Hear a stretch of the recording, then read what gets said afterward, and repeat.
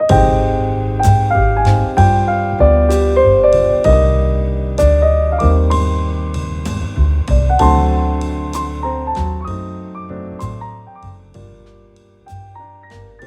beautiful. Welcome back to Awaken Her, the podcast where we rebuild, renew, and rise into our divine purpose.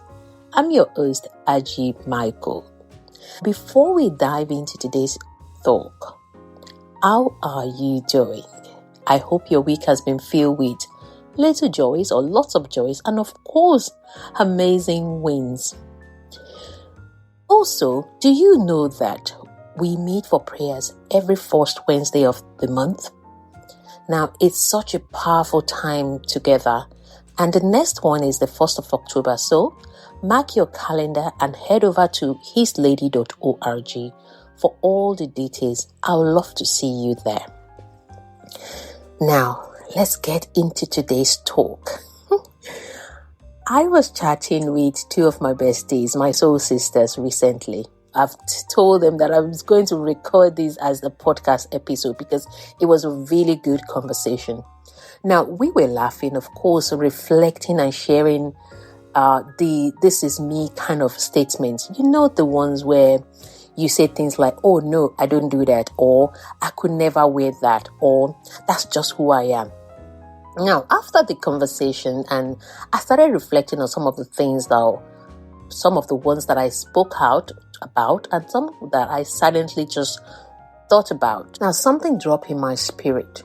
What if holding on so tightly to who we think we are is the very barrier to who we are becoming?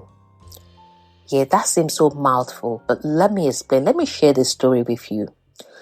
For years, I refused to wear red lipstick. Why?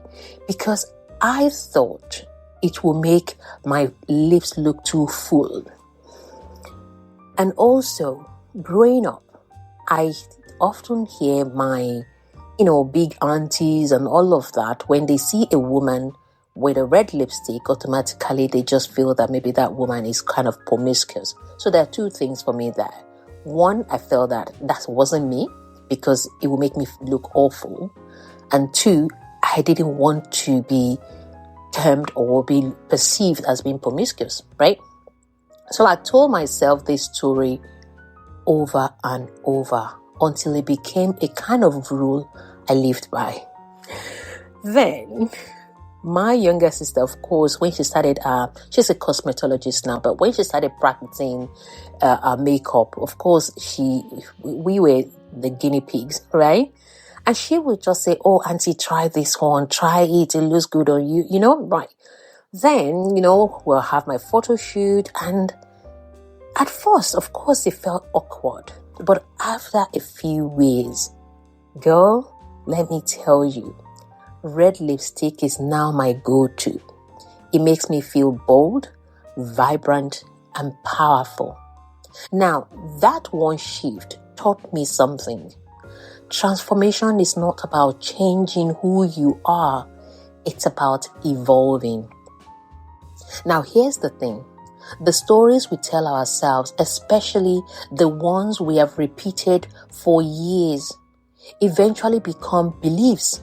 And those beliefs, they silently guide our choices, our style, our friendships, even our faith. Some of us are living through the lens of our parents' patterns. We've inherited ways of being, ways to dress, ways to love, ways to play small that don't even belong to us. We haven't even allowed ourselves to evolve. We are repeating habits from trauma we have not even experienced simply because that's how we learn to be us. Let me share this with you. Think of your evolution like a butterfly. Now imagine if the butterfly had said, "Well, I've always been a caterpillar. Crawling is who I am. No wings, no flight, just crawling forever." Sis, how many of us are stuck crawling when God has already given us wings? So my lovely, here's what I want you to do this week. 1. Write down 3 "this is me" statements you've been living by. 2. Ask yourself honestly, are they truth or are they stories you've outgrown? 3. Try one thing this week that feels a little uncomfortable.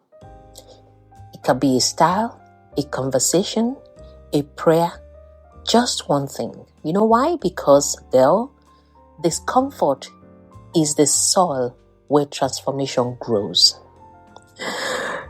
So I'm going to leave you with this question. What if the only thing standing between you and the woman you are becoming is your comfort zone? So sis, be comfortable with discomfort if you are ever going to awaken her. My loves, if this episode stirs something in you, share it with a sister, leave a comment and give it a 5-star review. That's how we spread this movement of women rising into their divine purpose. Until next time, keep evolving, keep glowing, and keep becoming. With love always. My name is Aji Michael.